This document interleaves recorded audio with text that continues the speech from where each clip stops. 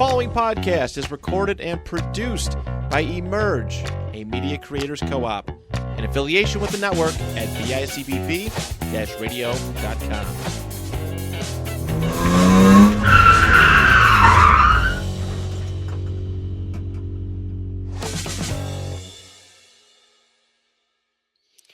What up, everybody? Welcome back to another episode of Get In Loser. We're starting a podcast. You know who it is. It's your boy, Cheetah. It's your boy. I'm finally excited for the Jamaican bobsled team making the 26th Olympic appearance. Your boy Chop. Can't ever just be normal. I know. I can't follow that. It's your boy Yoder. Yes, sir. We are back again. If you watched last week's episode, at the end, we talked about how we were going to have a guest this week. It's somebody that I like to believe I manifested, because last year around this time, I talked about how I'd love to have him on as a guest one day, and we were able to make it happen this year, so I'm very excited. So I want to introduce you guys to our guest, Reid. Thanks for joining us, Del. It's awesome to have you here. Yeah, appreciate the manifest. Yeah, man. I tried. I was trying hard, man. I was like, I got to get this guy on here, man. I got to. Bills I'm Mafia happy to be legend over here. It's a Bills Mafia legend over here, guys. You know you're in the presence of? Royalty. Yeah, you're damn right. Better get up and start bowing. I ain't bowing. Yeah. Thank you. Don't bow to me. I'm not looking for bows. So yeah, man, I honestly did what was it, like a week or two ago, when I reached out to you on Instagram, and when you responded to me, I'm like, holy shit, dude. Is this actually happening right now? And I thought there was no way. No, man, it's I'm just a fan. I'm just a fan like anybody else. I check my Instagram and now and then. And no, I'm happy to come on, dude. Yeah, man, this is awesome. I'm very excited. Yeah. So yeah, man, I more than anything, you know what I mean? One of the main reasons I wanted to have you on is because of your company, 26 Shirts. Obviously, you know, you guys do a lot of awesome. Not only do you guys make some of the sickest t-shirts, but you know what I mean? It's also for good causes, which is awesome. So I just kind of wanted to, like, maybe you can give us like a little bit of a rundown, just like tell us the story of like what got you started in it, what was the inspiration for it? Yeah. So when the Bills Mafia thing took off, like in 2011, obviously my social media presence started to grow, and, you know, followers and stuff. And people would ask like, hey, can you share this, or can you repost this? You know, whatever it was they had going on, especially when it came to like fundraisers and GoFundMe's and stuff like that. And just becoming really aware of the need out there in the community and wanting to do something productive with it. And, you know, a lot of credit to my Bills Mafia co-founders, Bree and Leslie.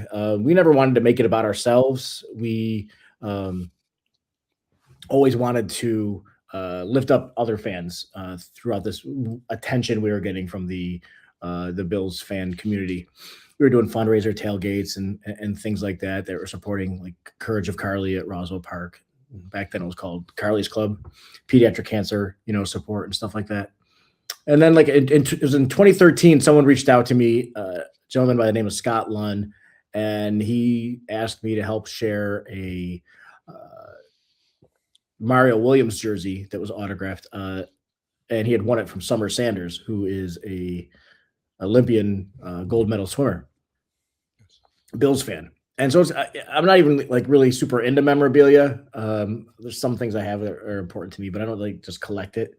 But I could tell this was something really special. I mean, not only was it autographed by, like, at that time, like the highest paid athlete in Buffalo sports history, but he won it from an Olympian. So, I mean, that's pretty cool, right? So I asked him, like, dude, what's this about? Like, why are you trying to get rid of this? Because I look at your Twitter bio and you look like you're a Bills fan. And he goes on to tell me about how his daughter, Amber, had a condition called retinoblastoma, which is basically eye cancer.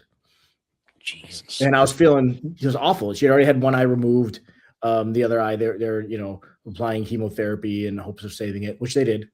But I'm reading this story. Yeah. I'm reading this story and just getting like really choked up about it. Obviously, he had two daughters. I have two daughters. and just, able to relate so much. And I was like, yeah, dude, I'll share your raffle for your jersey. And so next time we do something special with Bills Mafia, like I'll give you the profits from it, to help with this. And then just talking with friends, I used to go to like this Monday night group with some buddies, like a Bible study kind of thing. And just talking about this family and like this platform that had been developing over the past couple of years for me on social media, just wanting to do something really productive with it. And I've always been like a big t-shirt nerd. Ever since I was like in elementary school. I remember my mom telling me you can't wear a t-shirt like every single day, but I did. Now that's what I do now, except for when it's cold, I'll wear a hoodie, right? But so I was just talking to my buddies, and I had this idea, like maybe I could sell a different shirt every 2 weeks, help a different family. I would just do it for a year because it sounds like a grind, but I know I could do it. And my buddy looks at me, he's like, dude, that's like 26 shirts that you'll have to make. And I was like, yeah, I know, but I think I could pull it off. And the next morning I woke up and that's all I could think about was that name, 26 shirts. And thankfully it's weird. So nobody had that registered or anything with social media handles or the URL or anything like that. So just started putting the idea together pretty quickly. And it got ahead of steam almost immediately. A local t-shirt company reached out and said, who's producing your shirts? I'm like, I haven't even thought that far yet. And so they said, hey, Dan, he said, hey, can we do the shirts? I'm like, yeah, absolutely. And so we just took off, and very quickly into it became obvious that we could probably keep doing this for a while. So I called it Volume 1 with the idea that we would do another volume. And then in the middle of Volume 2, I got laid off from my job, and it was kind of at a crossroads at that point. And Dan, he owned the company called You and Who, which was they were the ones that were producing the shirts. He said, don't apply for another job. Come join me, and I'll give you like 50% of the business, and we'll do this together. And took a big leap of faith, with my wife behind me and all for it. And the idea we'd give it a year to see if it could take off, and if we could make it work. And then within 6 months, we had to hire somebody because there was so much work to be done.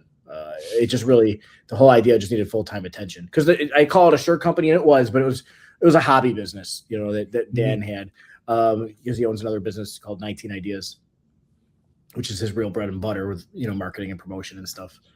But it just needed full-time attention. It took off, and we had to hire people, and then just continued to grow and gain notoriety in the community. And then at the end of 21, I actually bought Dan out. And now he's focused solely on 19 Ideas. I'm focused solely on 26 shirts. It's kind of weird. They both have numbers, 19 and 26. No reason behind that. Just kind of weird, but how that worked out. Yeah. And that's the real long story to how it happened. That's awesome, man. Honestly, it's cool that that you weren't even like thinking of a name of it, and you're just like, I'm gonna make a shirt every 2 weeks, and then they're like, oh, 26 shirts, and then boom, just became like the whole name of it all. It's pretty awesome. I love stories. Now we do more than shirts and more than 26 in a year, so the name doesn't mean anything, but it's stuck, so we got to roll with it. Right. Yeah, that's all right. It's still a cool name though. Like you said, it's something nobody else would have picked, so you don't have to worry about trying to brand it and stuff like that, which is cool. That was kind of like the idea behind when we started the pod. Me and him, the guy over there in the black, is my cousin. We started this together, and that was kind of the idea when me and him started. I'm like, man, I need a name that like nobody else is going to be crazy enough to use, so we don't have to worry about nothing. So we're like, oh, we'll do Get and Loser. We're starting a podcast. People, it's a name that kind of grabs people's attention. It's a good name. And then of course I'm like, oh, you know what? Once we start doing episodes, we could just drop the last part and just do Get and Loser, just so we don't have to say the whole name. Well, of course, when we first started the pod, there was another podcast that was just Get and Loser, so we got stuck having to say the entire name. But I mean, it worked out for us because it turned into this. We just hit our 200 episodes. Congratulations! No small feat. Yeah, it's very exciting. So how long you been doing it then? If it's 200, how many have you done? Like how many years have you been doing it? I mean, 21. Yeah, we started in 21. Yeah. I was like 21 years. I'm like, bro, that doesn't make sense. No. 21 yeah, we years. started in 21. Yep. All right. You get it. He doesn't like to hear the story, but here's the backstory. How it started of getting Loser's story. Once upon a time, I was at Best Buy. These guys talking about podcasts. Okay. I call him up. Yo, Sean, are you serious about this thing? Yeah, man. I bought 2 mics, bought the laptop, and that's how we started. Now we're... Yeah, and then it grew into this. Yeah, it's a cool studio. I wish I could have been there. Yeah. Well, hopefully this goes good enough. We can get you back on in the future for another episode. Get you in the studio. Sounds good. But the whole reason behind me and him deciding to start one is because we used to hang out all the time. We'd like bicker, we'd always go back and forth with each other. And everybody would just be like, "Man, you guys should get a radio show. You guys would be perfect for radio." So we always used to talk about, like, man, we should start a podcast one day. And then this dude just calls me out of nowhere and he's like, "Yo, you serious about starting a podcast? I'm going to buy the mics right now." And I'm like, "Screw it. Why not? Let's do it." First, we had 5 people. Yeah, the original idea for the pod, there was 5 hosts. Wow. It was a completely different name. It was going to be The Hills Have Podcasts. I don't know why that was the name, but that was just the name I thought of at the moment. And then that died very quickly when I realized that 5 hosts was going to be very hard to pull off. So that died, and then it became me, him, and then this other guy. And then that guy, he became unreliable, so we kicked him out. Brought in another buddy of ours. And we used to record in a studio in North Tonawanda. And we were there for till the end of what, 24? Mm-hmm. Yeah, we left. That studio closed its doors in 24, and that's when I reached out to Rich. Rich offered us a spot here, and we've been here since. Love it. It's been, we just hit our first year here. It's been great. It's been a lot of fun. It's awesome. Congratulations. And don't forget, we were podcast of the month of November. Oh yeah, we were. We got our podcast of the month badge. So yeah, it's been fun. It's been a good ride, and like I said last year around this time, like near the end of the year, I'm like, oh, you know what? I'm going to manifest some future guests for the pod. So I think I shouted out you, and I think the other one was Brother Bill, just because I love what that guy did. I love what that guy's he's about. great. Yeah, I think I've had him on my podcast. He's awesome. Yeah, I think he's hilarious. And I'm like, you know what? And then all last year I just did. I never did anything with it. I never tried. So I'm like, you know what? This year I was like, I'm doing it. So when I seen you post the story, I think it was your story of the last game in hi Mark, but when I grew up, it was the Ralph. You still call it the Ralph. Yeah. I think it was your post from that last game, and that's when I'm like, you know what, I'm going to take my shot. Not thinking anything was going to happen, but I'm like, at least now I can say I tried at least. Mm-hmm. Mm-hmm. Yeah, it was pretty cool. But yeah. No, did you? Glad you did. Did you have season tickets at all? Yeah.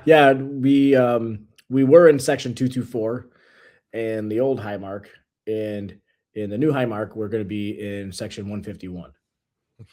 Now, did you buy anything like the bathroom or any seats or? I did purchase our seats that we had in the stadium. I was joking on Twitter the night before that last game that I was gonna do everything I could to steal a urinal trough, but it wasn't to be. It was probably for the best. I don't think my wife would have appreciated me. I guess people bought them. They sold the trough. Yeah, I saw somebody actually bought OJ's name off the wall. Did you see that? Really? Yeah. Yeah, it was like $100,000. I think is what it was. Holy! Yeah. I'm pretty sure. I don't think it was 10. I think it was 100. I think it was $99,999. You can fact check me or whatever, but it was. I think it was the actual cement with the name. Like they sold it. I heard something that they didn't put his name in the new stadium or something. Is that true? I heard his name was left out of it or something. I couldn't tell you. People were joking that was. I wouldn't be surprised, but people were joking that was going to lift the curse, not having his name in there. That we were going to be the curse was going to be lifted finally. Yeah. They were losing championships before he even showed up. So who knows? I was telling my buddy Yoder over here on the way here, or what? It might not have been you. It might have been maybe I was telling my boss at work. But I was at work and I was like, oh, I'm so excited. I was like, tonight's episode with Dell. I was like, just kind of hoping that we'd be having an episode with him, on a good note. Oh, yeah, I did tell you, right? Yeah. Yeah, I was hoping it would be an episode on a good note, but of course, Yeah. It wouldn't be Buffalo. Tough way to end the Yeah. season, dude. Tough way to end the season. I went nuclear on Twitter for about a day and a half. brutal. Just the My Twitter was on officiating. fire the whole Mm. first day I'm after. gonna it keep was on my fire. comments about Terry Bagula, cheap ass. Oh shit, I shouldn't say that one. Cheap ass Terry Bagula. Can't stand him no more. Terry Bagula, if you listen to this, you're horrible. I don't think he's a fan of anybody right now. It was hard because they had same 3 catches and it was all different results. And that's what That was my biggest frustration with the next day. I haven't watched the game since the Bills game, but I saw on Twitter and videos and everything like with Devontae Adams, and there was another catch in the other game. It's so frustrating, and people are like, "Well, the Bills played terrible, and they should have been in that situation." Yeah, but they were in that situation, and they scored 30 points just like the other team scored 30 points, and they did it in spite of the turnovers. I just see. I'm worked up now. I'm getting worked up. Sorry. Like how Too frustrating. soon, Yeah, how frustrating though. I mean, like to have it. I mean, for crying out loud, you had last year where the season ends on what looked like a first down during the tush push in the AFC Championship game. You had the whole, they changed the overtime rules because of the 13 seconds game. In 2019, there was the official that came out and with the black hat or whatever it was. I think if I'm mixing my things, but 2019 had a weird thing with the player giving himself up in the end zone or whatever it was, like with the Texans game. Like every year, it feels like there's something going on. It's so frustrating. And I'm not a conspiracy theorist. I don't think that the officials have it out for the Bills, but it's such a string of bad luck with these zebras, man. It's really frustrating to me. It's really frustrating. Yeah, it's very hard to not think that like it's rigged simply against the Bills. Like it's, what I mean? Like you could definitely make a case for that being true. That like it's just rigged, and they just hate to see the Bills win because it's like you said. There's been so many coincidences where it's just like, all right, man, come on, like it's kind of. Or league doesn't want to see Buffalo on a 4 in a row, right? Which I don't understand because like I was telling people at work today, like my boss is like, oh, all they think about is the money, and I'm like, yeah, but don't they understand that if the Buffalo Bills went to the Super Bowl, how much money that would bring them? Like, that'd be huge. It'd be a huge market for them. I don't understand. I had a conspiracy theorist the other day saying that the NFL just wants New England in the Super Bowl again because that's such money. I'm like, Josh Allen is an international superstar. I'm not saying he's Cristiano Ronaldo or anything, but like he is an international superstar. And you don't think the NFL wants Josh Allen in a Super Bowl to hype him up for the whole 2 weeks leading up to it? I mean, I had the opportunity to go to the NFL honors a couple of years ago. And we walked into that big hall in Las Vegas. And the first banner we saw, it wasn't Mahomes.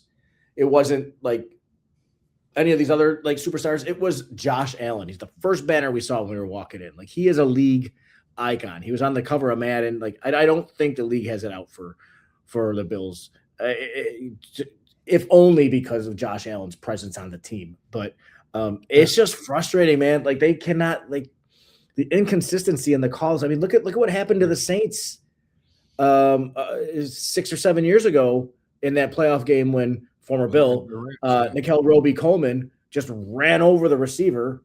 No interference was called, and the Rams went on to the Super Bowl on that play. And you don't think the league wanted Drew Brees in the Super Bowl? I'm sure they did. So it really, I think it just comes down to, I don't want to say incompetence, but like they got to get their act together with these officials, man. Yeah, it's too much. It's too much inconsistency, like Mm-hmm. with the reffing and shit. And they should I definitely really be get the replacement referee back again. Yeah. You remember that? Was it Monday Night Football when they I think it was Rodgers and the Seahawks? Rodgers threw what was a touchdown, and they called it an interception or something. It was crazy. That took a I was, a Bills fan back in the '90s, so we had season tickets to those years, and I was saying to my brother that like in some ways it was easier back then because we could have won the first one. I missed the kick. And then the next 3 years, we just dunked in the game. So it's like there weren't a lot of there weren't conspiracies. It was just like we just didn't show up. Like we didn't show up when the opportunity. And then so this is harder because of like it just seems like there's something else that's causing this. But it's on you. Like if somebody throws an interception or the guy fumbled on the play where he could have scored, those things are the frustrating part. But yeah, it's like it's now it's tougher than it was back in those days.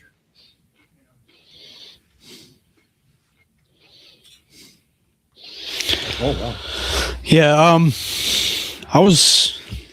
Wait, before we continue on, was that a catch or an interception? You said it was a catch. That was a catch. Yeah, It it's was got absolutely a catch. It was You could throw. foot, knee. He's on the ground, and then the defensive back pulls it off of him. That was a catch. I'm sorry. It was funny because right before my cousin got here, I was telling Yoder, we were talking about the Bagulas, and we were talking. He mentioned Jesse, the one that plays tennis. Yeah, and we were talking about it, and I said, yeah, I was like, not the last game she won, but the game before that she won. When she went to sign her name on the camera, she signed Cooks Caught It. Yep. Yeah. Yep. That's awesome. That's our new one, right? We were due for a new one. It was we have wide right, no goal, 13 seconds. Cooks Caught It. Yeah. Good times. Short ideas. There you go. I like the happy ones better. So, obviously, talking about the Bills, obviously we got to ask about, McDermott. Mm-hmm. I think there was a side of the internet that, was kind of expecting it, but honestly, I did not expect it after this season. I didn't think they were going to do it. Honestly. I didn't think so either. I can understand doing it. I can totally understand doing it. I did not think it was going to happen. I thought McDermott had a job for life, if I'm being real with you. Like he was there before being just what he has brought to the team. I did not see that coming about, but it is what it is. And there's a reason why all these national pundits were saying, Sean McDermott might be coaching for his job, for the past month and a half.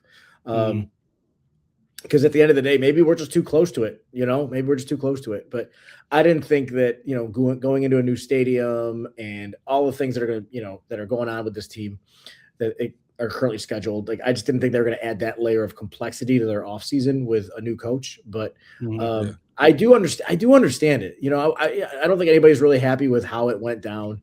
That's what I was telling him. I was telling him, I didn't mean to cut you off, but I was telling him that it felt like the way they went about it was like very strange for people. I think that's what caught people off guard, like the way they went about it. Well, even in his press conference, Terry Pegula, certainly made it sound like it was an I don't know if emotional decision is the way to go, but the way to phrase it, but like it was decided in the locker room after the game. He made that decision. So and then you also saw reports saying like this has been going on for weeks, but it's hard to tell which is which when it comes to, sorry if I look like I stuttered there a little bit with my connection. I apologize. You're good. You're good. We don't know how it all shook out. Right. Yeah. But, good decision, bad decision. I listen to Bruce Exclusive, his podcast, quite a bit. And his take is that Sean McDermott was a fine coach. You could upgrade, you could downgrade, but he's a fine coach. I think he's a little better than a fine coach, but I really do like the way that Bruce phrases almost everything he talks about. But kind of bummed to see McDermott go. And I'm not gonna lie, I was sitting in this exact same chair. It was Monday morning. I see the news like pop up on my Twitter, and like I got like verklempt because I just never thought it was going to happen. And you think about what he did for this team, in his time here, dude. The Bills were. It took him. All these coaches tried to break the drought, and it took him one season. And obviously, every season is different with variables and players and stuff but like that dude broke the drought in his first season with essentially the same roster that Rex Ryan had, save Trey White and Deion Dawkins, Matt Milano, but even they didn't even have as much. I think, well, Trey White had tons of playing time right out of the gate. I don't remember how Deion and Milano worked into it, but that dude worked magic in his first year, and he turned this team around. I started to wonder if we were ever going to make the playoffs, and he made the playoffs every single year he was here except for one, and that's only because it was Josh's rookie year. And so, credit where it's due. Sean did a lot for this franchise. It's the NFL. NFL stands for not for long. So nothing stays in the NFL. Yeah. So we'll see who this new coach is going to be. I'm hoping for an offensive-minded coach this time around. Teams tend to do that. They kind of like bounce back and forth between the two different sides of the ball when they go to their coaches. But we've got a unicorn at quarterback, and I'd love for somebody who just is fully locked in on unleashing him and his talent, and for the remainder of his career. And let's get a Super Bowl. Is there anybody that you would not want as a coach? Not want? Honestly, you could probably sell me on a lot of these guys. I don't want Rex Ryan back, that's for sure. But I heard they already called him. You already booked a flight. Oh, we're done. No, I don't really have anybody I'm all out on. I'm not really crazy about the idea of, like I said, hiring a defensive coordinator or somebody with a defensive background. So I'm kind of all out on those. Although I saw a great clip from Anthony Weaver today. That dude's going to be an amazing coach when he gets to be a head coach. But I just would love somebody with an offensive mind who is able to unlock this quarterback we have even further than he's been unlocked. Yeah. Let's get a receiver. Let's build up this offense. We're already giving up 30 points a game in the playoffs anyway. Let's just get an offense that can be guaranteed to score 40 points against any team it lines up against, right? Yeah. So let's carry that through into the playoffs. I don't know, man. So nobody specifically I can single out. I'm not an expert, but I'd prefer an offensive guy. It would be nice to get the coach from Indiana and get him away. Say it again. The coach from Indiana, the Hoosiers, this one. Oh, yeah. Yeah, Signetti, is that what it is? Yeah. Yeah. Yeah, I was joking when people said I was going to apply for the job. I'd rather have Rex Ryan back. Yo, you can't find a job online. Yeah, well, they're not just going to put it out for any average Joe. Hey, I'll do it. I don't think they're going to hire you, man. You're on record. You were talking smack about Terry Bagula like 5 minutes ago. So I think you burned your bridge, man. Shit, fuck that old gear. They a name my dad is very obviously, like most people's dads in Buffalo. He was born and raised on the Bills, so he raised me and my brother on the Bills. I know this dude, Drew over. I know he wouldn't waste any time calling me out because for a good chunk of my life, I never watched Bills. I never watched any football. It was something I could never get into. But like most people, I started watching it as a way to get closer to my dad. And then, even though during the seasons when I watched, it was all the drought, I still fell in love with, the feeling it gave me when I was watching with him. Yeah. So, over the years, I became a Bills fan. But the name he's been floating around to me a lot lately is Clint Kubiak from Seattle. Mm-hmm. Offensive-minded guy. He said did a lot of work in Seattle this year. Yeah. There's a part of me that kind of is leaning towards Dable.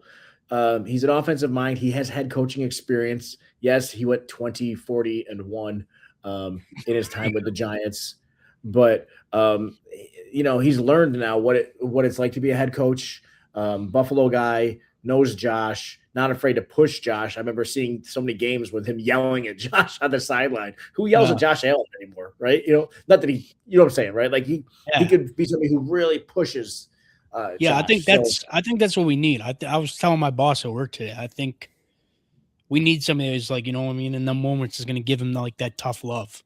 Mm-hmm. Tough love, right? Exactly. Yeah. And we'll see. I'm very cautious about putting my, any eggs in any baskets when it comes to this stuff because we don't know what goes on. I say this all the time. Like all we see is 3 hours on Sundays. We don't know what goes on during practice. We don't know what goes on in the front office. We don't know what goes on behind closed doors.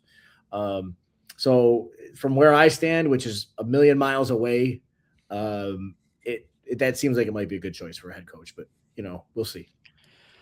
I think if nothing else, the familiarity with Josh would be, would make him one of the top candidates for them. Just because, like you said, he would be the kind of dude that would, kind of like push Josh, I think. John Gruden, because he loves Josh Allen, but he's not a fan of Terry Pegula at the moment. Yeah, Bruce Arians either. I saw Bruce Arians his interview on Pat McAfee yesterday. So, okay, I could go listen to things Terry Pegula can't do. Can't have a winning hockey team. Now they're finally winning. That's not true anymore. Well, don't get me started on the Bandits. He doesn't care for his Bandits. Jesus. All right, man, we get it. You're a huge Bandits fan. We get it. No, I don't like Terry Pegula because he's a cheap ass owner. He's making Erie County residents pay the stadium. I mean, he's like any billionaire ever. That's how There's a reason they stay billionaires. Yeah. Right. You don't become a billionaire by spending your own money. And what they've done isn't so far off from how all the other NFL owners have handled these situations. I don't know of anybody. Maybe Jerry Jones financed his own stadium, I think, like 16, 17 years ago, but I'm not about to tell you that guy's the example. And I don't know enough about it, but I know that PSLs are common across all new stadiums. These stadiums are the New York State helped to build, MetLife, right? So, if I remember correctly, so all these stadiums, the communities kick in, and that's even not in New York. Oh. It's in New Jersey. I do. If Brian Daboll does become the head coach, I do really hope somebody gets in front of him and says, "Yo, listen, I know you were the Giants for a couple of years, but whatever you do, every time you talk about them in this opening press conference when we introduce you to the fans, you need to call them New Jersey, and they will love you." Send a clear message of how he feels. Right. My time in New Jersey. Oh, please, that would be great. That'd be awesome. Hey, are you one of the administrators of Bill's Mafia page on Facebook? The group. Yeah. Yeah, no, I'm not. I'm not a part of that group or an administrator. I tell you what, there's a bunch of idiots on that page too. What if I said I was? What would you have done then? If I said, "Oh yeah, it was me," I'm like, "Oh, it's great, I love it." No, I was so how the people are over there.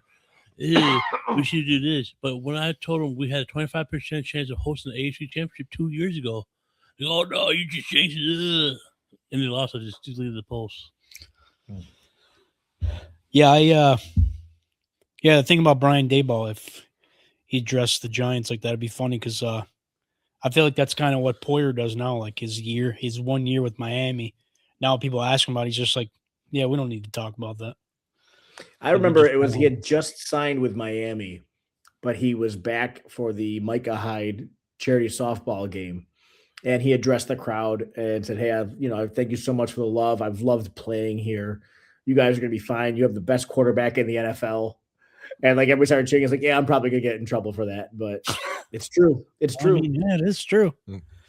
Yeah, I'm a huge Jordan Poyer fan. It's like, I mean, obviously, other than, Josh Allen's always going to be number one for me just because he's Josh Allen. But yeah, I'm a huge Jordan Poyer fan. Yeah, I've tried to I've done everything I've kind of messaged his wife on Instagram. I messaged him on Instagram, just hoping there's like a little sliver that he'll respond to me, but it hasn't worked yet. But I'm holding out hope. There's a lot of buzz. He's probably got a lot of buzz in those Instagram messages. Yeah, I'm holding out hope, man. I'm trying. Get him on the pod. Even just to, even for him to just say hello to me would be enough for me, honestly. That's how much of a fan I am. You can tell about Ben Stiller. You and Ben Stiller had a little Twitter beef. Oh yeah, I had Twitter beef with Ben Stiller a couple of years ago. Why is that? Just a small one. I said something about him trusting Como or something. I said, "Oh, I was like, I always find it weird that a guy like Ben Stiller could trust Andrew Como." I said, but then again, he did make Zoolander too, so his judgment isn't very good. And he responded back to you? Yeah, he responded. He was like, "Ooh, burn." And all his fans started tearing me apart. They're like, "Oh, that movie was great," and I'm like, "Whoa, I didn't think this was gonna get this heat." I was just being funny. I didn't think anybody was gonna say anything. But it's like my, I put that on a pedestal forever. 15 minutes of fame. Yeah, I bring it up to everybody I see. Also, you had the Sandlot. Oh yeah, the cast of the Sandlot also acknowledged me on Twitter once. So. The entire cast? Everyone except for Patrick Renna. Which one is he? And Mike, the guy who played Benny, because he's not an actor anymore. Oh, Benny he's the like Jet Rodriguez. He's like the guy who plays Benny Rodriguez. Mm-hmm. He's a firefighter now. He quit acting when he was young, became a New York City firefighter. I was name was Patrick Renee. Patrick Renna? The guy who plays Hambino. Yeah, I saw a video of him. He called one on. Yeah, when he's calling all the old teammates. Oh, good night. Love you, brother. I will say though, one time I forgot what you posted about something on Twitter. I forgot what it was. I think you might have been talking about Armageddon, maybe. The movie? Yeah. What did I say? I don't know. I think you might have been saying something about it, and I replied in the comments with a gif from the movie of when he's like, "Oh, give this as Truman. Make sure Truman gets it or whatever." And you sarcastically got mad at me. You're like, "What did I just say, man?" Like you were saying something about the ending being sad. So after that small, tiny little interaction, every time I'd see a commercial for you or something on the TV when I'd be at work, I'd be like, "Hey, I know that guy. He talked to me on Twitter once." So, I was pretty hyped about this. I rode that high for a while. I'd tell everyone, I'd be like, "Yeah, me and Del Reid, we're probably friends now. No biggie." Are you? What's your Twitter handle? I forgot what it is. I forgot. I just changed it not long ago. I think now it's Doomed to Wheeze. Yeah, here I see it now. Okay. Yeah. I'll just send you videos of Harry's death from Armageddon on repeat. That's funny. That was a good movie, man. It's a solid. It's a great movie. Great movie. Probably one of Michael Bay's best. How's your podcast going? What's yours? Because I know was it family? The podcast you're on. What's yours called? I'm sorry, I can't. Your podcast that you work on. Oh, my podcast. Yeah, Mafia Family Ties. Family Ties. I just followed it just earlier today. How's that going? Good. We actually filmed 3 episodes today. It's funny you should ask. So, yeah, I'm having a lot of fun with that. I work with Bruckman Media. They do a great job producing it. People ask me what kind of cameras do you use? How do you edit that? I don't know. I have no idea. How we have no idea. Right. So Bruckman does an amazing job with that stuff. They do a lot of stuff for Trainwreck. They do a lot of local commercials and stuff. They do a lot of stuff with Dane Smith and Josh Byrne from the Bandits. But they do a great work. And my job is just to talk to bring in guests, talk to the guests, and just have a good time. It's fun because there's so many podcasts out there that want to deal with just the X's and O's, which is great. I listen to all those podcasts, but this is a fun one because it's just focusing on the culture of Buffalo football fandom. So I get to talk to all these different people who are kind of known in the Bills fan community. Hey, what's your origin story? How did you become a fan? What are some of your favorite players growing up? What's your first Bills memory? What's your favorite Bills memory? We always talk about chicken wings. So I always say, what's your favorite wing joint? I always get barbell. I really hope that people will not stop saying it because they're fine. They're great. It's tough though. Every episode, you're like, oh yeah, barbell. Yeah, they're great. So always looking for some new ones. I think in the past, there's been a couple times I said, what's your favorite besides barbell? I'm always just trying to, get a little different conversation going. But I would say Judy's. What's that? I would say Judy's. Where's that? Here in the Falls, across the street from the Outlet Mall. Okay. Amazing one. Yeah, they got pretty good ones. Yeah. All right. I'm in. I'll try it. Sure. Yeah. I'm a big fan of Mustachios here in Kenmore. They're pretty much strictly takeout, but they are a hidden gem. And also, it's also hard to find bad wings in Western New York. It really is. Yeah. You gotta look for bad wings. But Mustachios and Kenmore is good, and obviously we talked about Barbell, all the others like 9/11 and Gabriel's Gate, and all that stuff. They're all good. Now I've lived around. I've lived in Florida, Massachusetts, Rhode Island, and obviously New York. So I've got to have food around the world, or around the United States.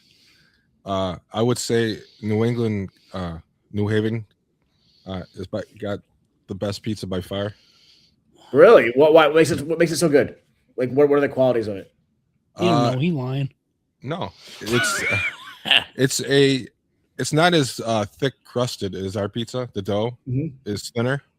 The sauce is good, and they have the different pepperoni. Well, they have the cup and char pepperoni, like a lot of people around here. It's just not as thick. That's what makes it better, and not as saucy. All right. So is it the sauce? Is it more sweet, or like how is it? How do they normally do it? And it's not so much of it. Yeah. Don't worry, Doug. This is his last episode with us, so we'll never have to see him again. Don't worry. No, if I'm ever in New Haven, I'll remember. Like, oh yeah. I've lived in cities, like I lived in Tampa, and when I lived there, we won the Super Bowl, we won the Stanley Cup. It's gonna be another Yoda and the World line Series blasting come soon. And I've lived in New England, and obviously we've won. Well, what the hell, Yoder? What are you waiting for? How long you been in Buffalo? Super Bowls. Damn, man, come on, work your juju already. Do not leave. Do not leave yet, please. I'm trying. Come on, man. I'm gonna be in Tampa next month. I'm gonna be in Tampa next month on vacation. So give me some suggestions in terms of some places I can go for good food in Tampa. When I lived there, we went to Jim Kelly used to own a bar in Pinellas. Okay. Pinellas Park is a city not too far from Tampa. It was called the Buffalo Nickel when I lived there. Okay. And they had awesome. If you want to go to places that have that are from Buffalo, and it just sounds silly because you're surrounded by water. The input the water, because the problem in Florida is their water. It's like hard, right? Yeah, it's a hard water, so it doesn't let the dough rise as much.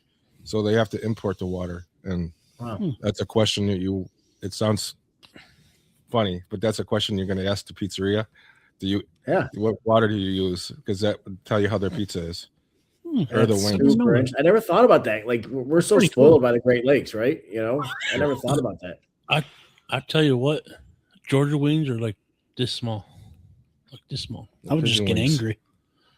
I would just be angry. And when you're down there, you gotta ask blue cheese. They give you ranch. I was like, they give you ranch everywhere.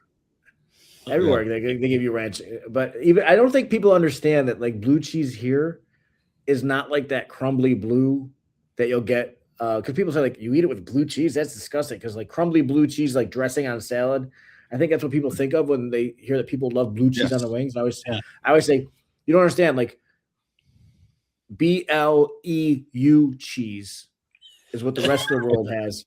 We have BLUE cheese. Did I get that right? BLEU and then BLUE. Yeah. So our BLUE cheese. It's different. I don't know if it's cut with mayonnaise or whatever. I don't know how they do it. But how rare? We might have future episodes on that. Yeah, it's delicious. Not much. Or blue cheese has mayonnaise. Nice little dollop of Rudy's, man. You're eating some pizza.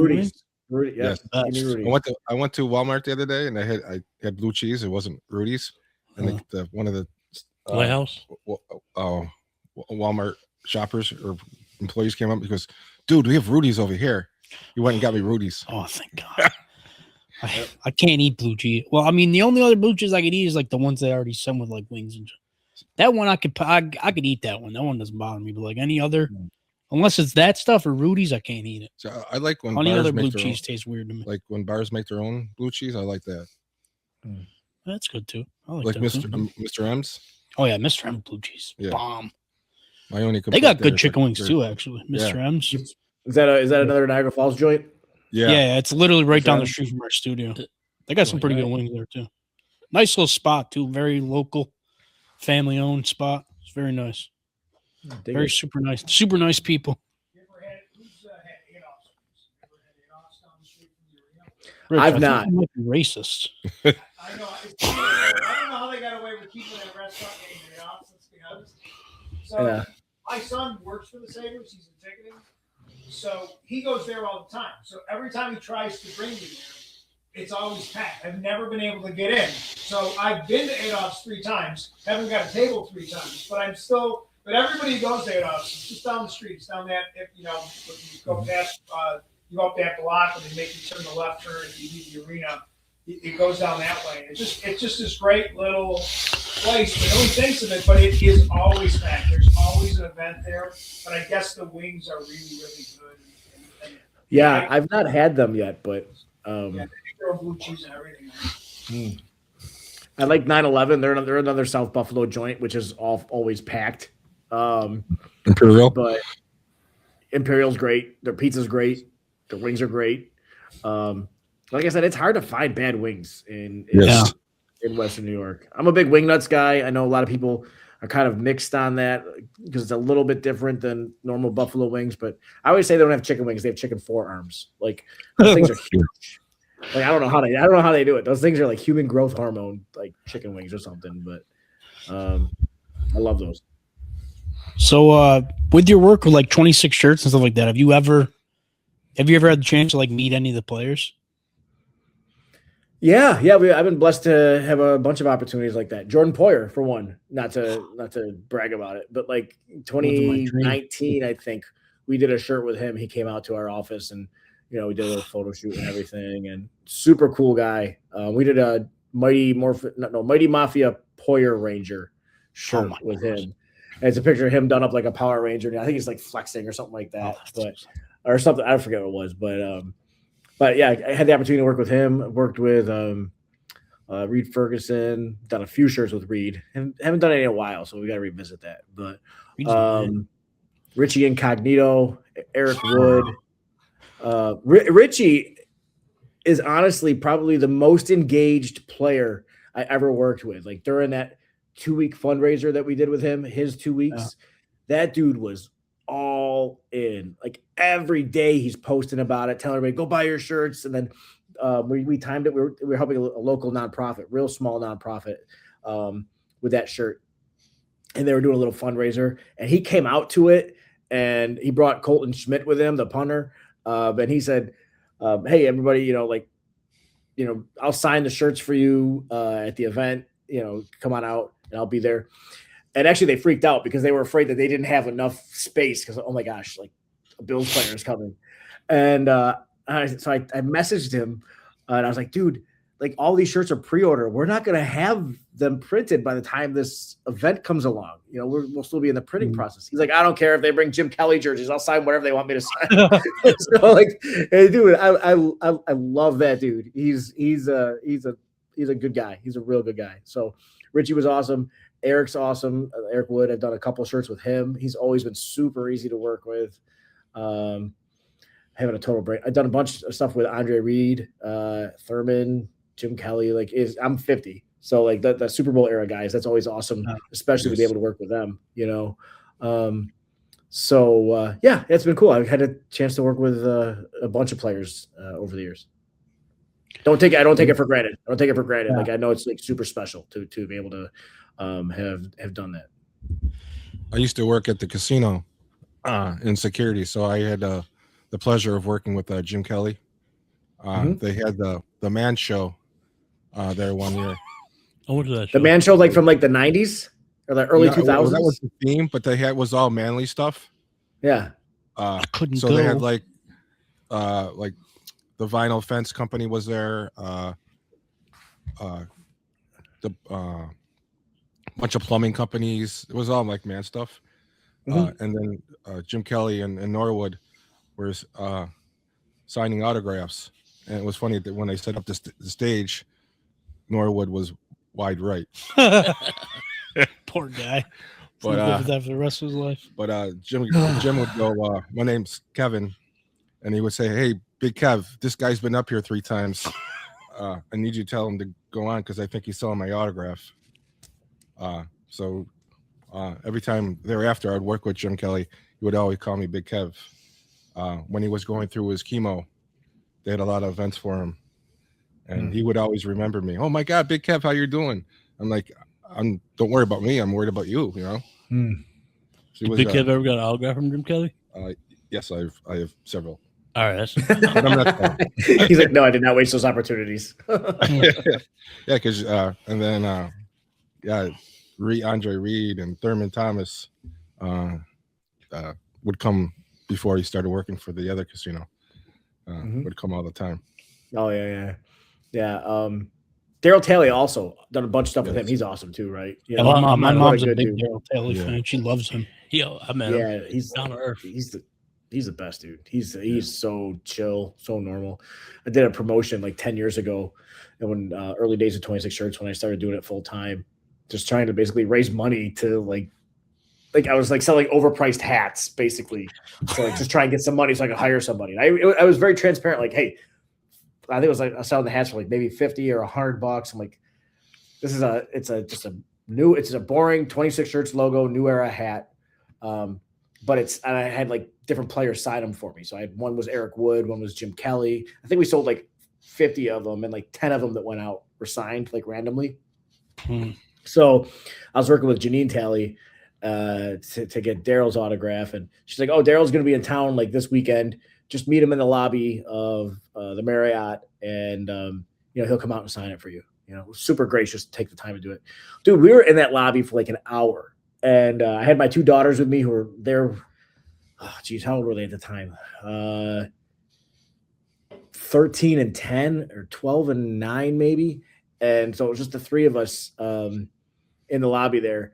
And he signed the hat like right away. And then he just sat there and like, I would say he talked to us for an hour, but he talked to the girls for like an hour. Just like, you guys, all these times, like, do you guys fight? Are you guys good to each other? My brothers and I, we used to fight all the time, you know, like, it was just like, it was super engaging. And it was really special just to like, you know, have him interact. Because when you have kids, like when people show your kids attention, like that's special. Yeah. You know, it's super respectful.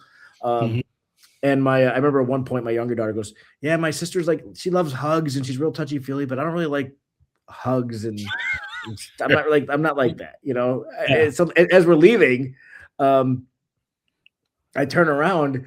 And Daryl Talley has come up behind her and given her a big bear hug. He's like, "I know you don't like hugs, but I think you're great." And he gave her like a big hug, and it was really cool. It was really cool. He's an awesome dude. Like it's just That's people awesome. like that, man. Yeah, the salt of the earth. It's sad that he's not in the Pro Bowl or Hall of Fame yet. That's why mom says all of them. Yeah, he She's should very be. upset about He and Tasker deserve to be in the Hall of Fame. Yeah, it's cool too to hear, like, because obviously you see the games and you like see, like, what a lot of the players do, like in the community and stuff. But you're like, you know, you've never actually met them. So you're like, are these guys actually good dudes? So like to hear that somebody who's actually met them is like, yeah, they're like, you know, genuinely good people. It's good to hear. You know, it makes you want to continue being a fan of them because you're like, oh, you know, at least they're actually like, you know what I mean? They're not stuck up, and at least they're actually like good, genuine humans. The one, well, he used to play for the Bills, Stephon Gilmore. Again, working at the casino, he was a frequent guest of the casino. Frequent guest, yes. And he would always, when I was working what we call hotel entrance, was by the roulette. He loved roulette, and I ID'd him one time, and was puzzled because he's like, "You don't know who I am." And when I say this, don't go off the pod, don't hate us. But at the time, I just moved from New England, so I was a Patriot fan.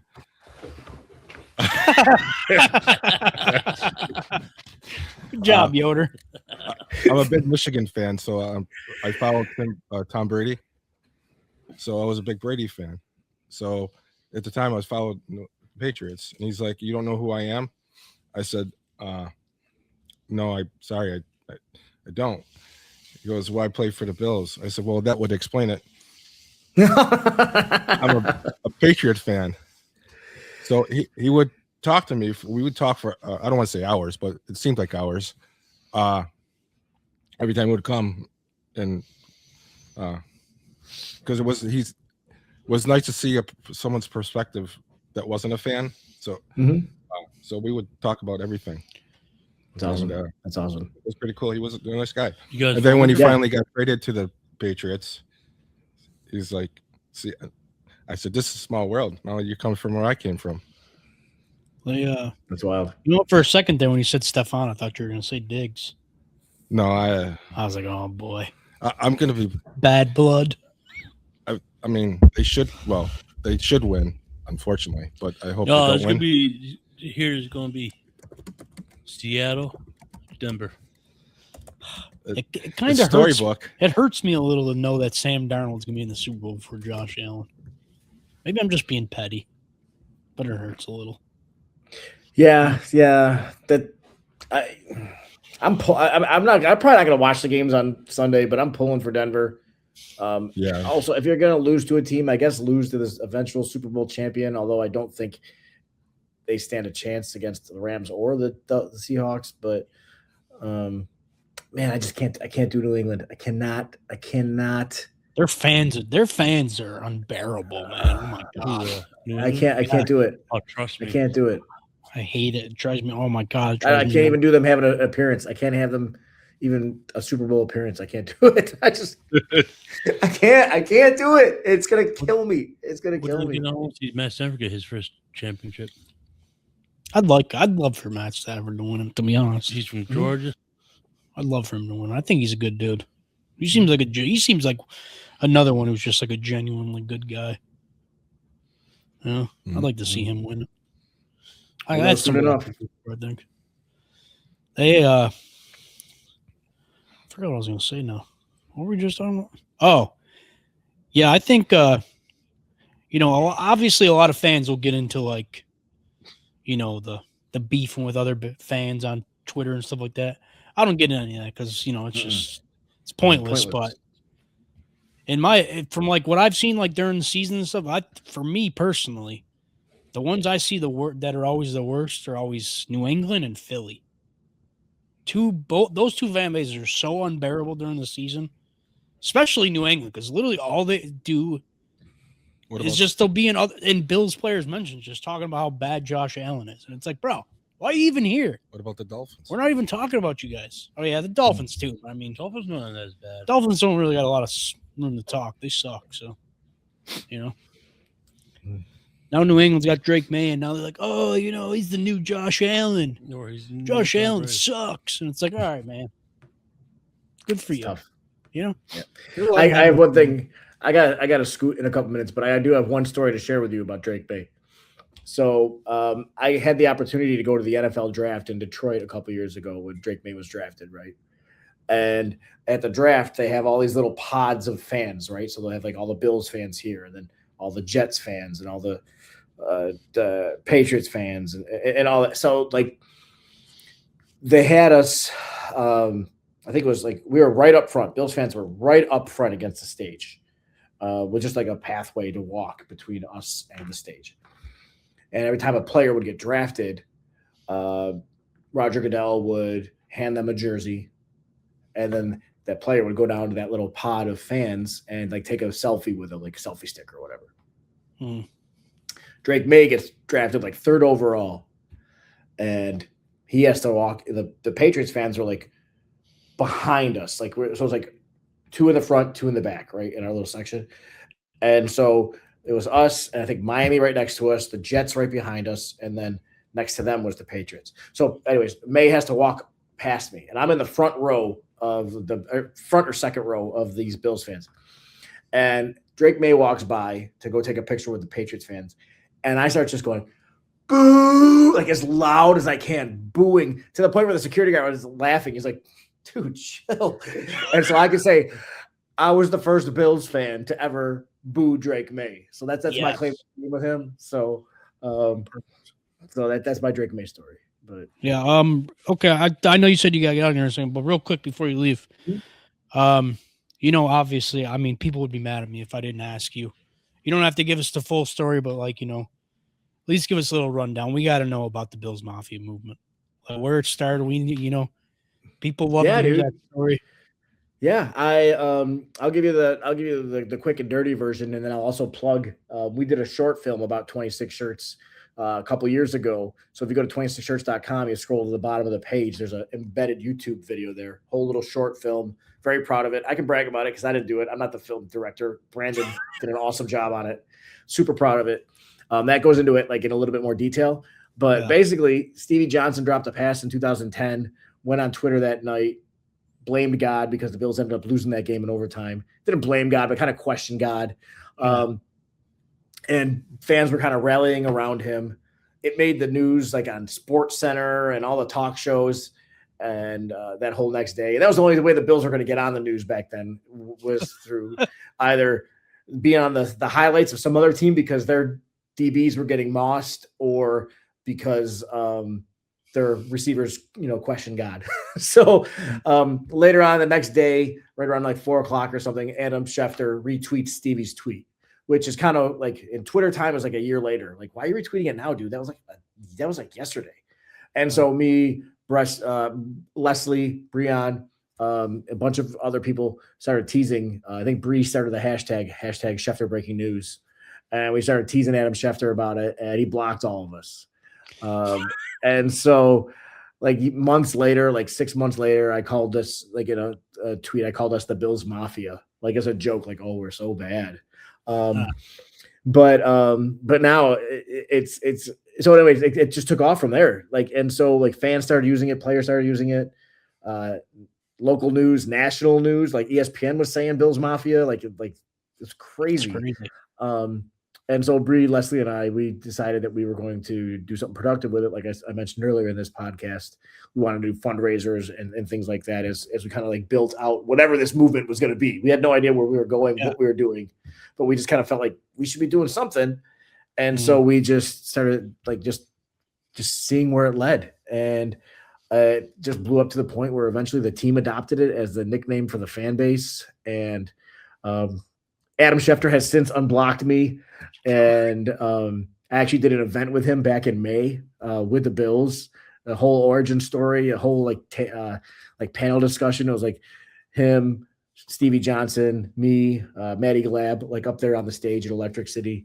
Super cool, great guy. Holy cow! He was awesome. I think in January, ESPN actually did a documentary about it as well. Not documentary, like probably like 5 or 10 minutes, just about the origins. Yeah, so super weird, surreal. Who would have ever thought, kind of thing. But yeah, so I just made a joke on Twitter and it exploded. And now, now look at you. You're part of Bills history forever now. You're a Bills Mafia legend. Yes, maybe a footnote. I think I'm probably more of a footnote, but oh man, you're pretty big in my mind, at least. No, I appreciate the kind words. Hold on. Yeah, of course. You know who my dream guest will be? You got the connections, Josh and Byrne. Come on, make it happen. Josh Byrne? Yeah. Who knows? Josh he's kind of busy. I'm getting him on my podcast first, then I'll worry about getting him on your podcast. Cool. But, yeah, good dude. Good dude. Yeah, real quick too before we leave, I just wanted to ask you. I'm not sure if you're familiar with Letterboxd. You know what Letterboxd is? I've heard of it. Yeah, like I've seen people tweet about it and stuff. Like people can go and like review movies. You can read other people's reviews. But on there, they give you an option to put your top 4 favorite movies. Okay. And because I tell these guys all the time, like one of my biggest things is movies. I love movies, but it became so hard for me to narrow it down to 4 that I just started asking everybody else. Like I've asked both of them. I've asked our producer, I've asked pretty much everybody I could think of. And I was telling them on the way here that I thought it'd be cool from now on, like every guest we have on, to ask them for their top 4 and, throw it up on my letterbox kind of, as like kind of a way to tie this into the pod. Sure. No, I love it, dude. I love it. So this is going to be tough because I know I'm immediately forgetting all these movies because I'm on the spot. When I'm on the spot, I can never remember anything. Matrix, the first Matrix is probably in the top 4. Probably Avengers Endgame, probably that too. I gotta actually several tattoos from that movie. Yeah, I was gonna say, I think we might have talked a few times on Twitter about Endgame when it first came out. I think. Oh, dude, Yeah. I can't wait for Doomsday. Let me tell you what. Yeah, it was huge. But so we'll say Endgame, Matrix. I'm totally blanking now. Just yeah, I know it's hard. That's why I couldn't. An obvious thing I'm forgetting about right now. But I just had this conversation with somebody too, and I said, "Oh, it's got to be this movie." So, man, I don't know. I'm trying to think through any given Star Wars movie. No, it's not true. That's not true. Not a big fan of the sequel trilogy at all. I take it back. So, maybe any of the original trilogies. One of those movies, I'll put that in there.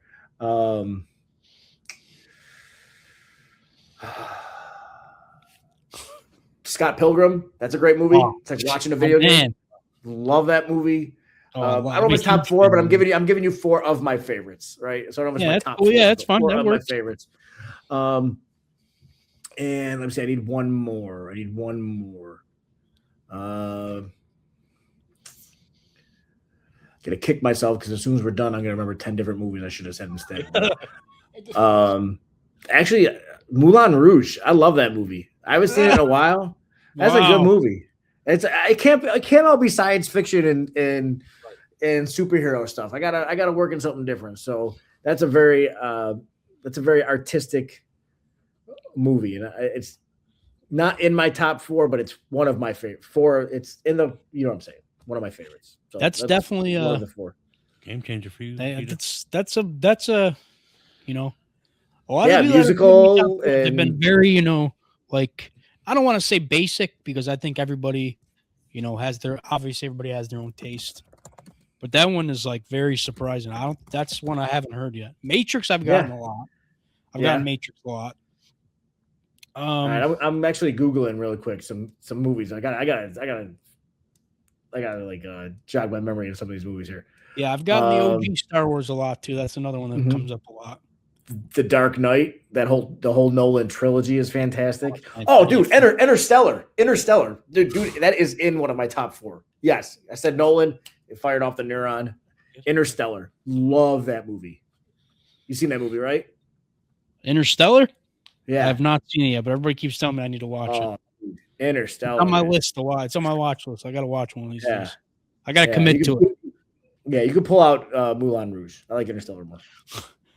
Yeah, it's I was telling one of my buddies, I'm like, man, I want to watch Interstellar, but it's like, you know what I mean? It's like 3 hours long. And he's like, bro, you watch the Lord of the Rings movies. And I'm like, yeah, well, that's different. Okay. Those are great too. Oh, dude. Of course I love Gladiator. That movie is one of the best movies. I haven't even seen the second one, but that first Gladiator movie, fantastic. I can watch that movie and I cry at the end every time. And then you can rewind it 10 minutes and I will cry again, dude. Like, that movie is it's a great movie. Big fan. Okay, yeah. I mean, unless you guys got anything you want to say real quick, we can let you go. I'm good. You guys good? Mm-hmm. That was awesome. All right. This is not usually a normal episode. You don't hear much Cheetah talking about shit. You don't hear about Chop talking about this, don't talk about that. But again, check on your homies at 988. Check on them. If you have any problems, depression or anything, just call 988. They're there 24 hours. Yeah, Del, thank you, man. Huge thank you. I appreciate you joining us.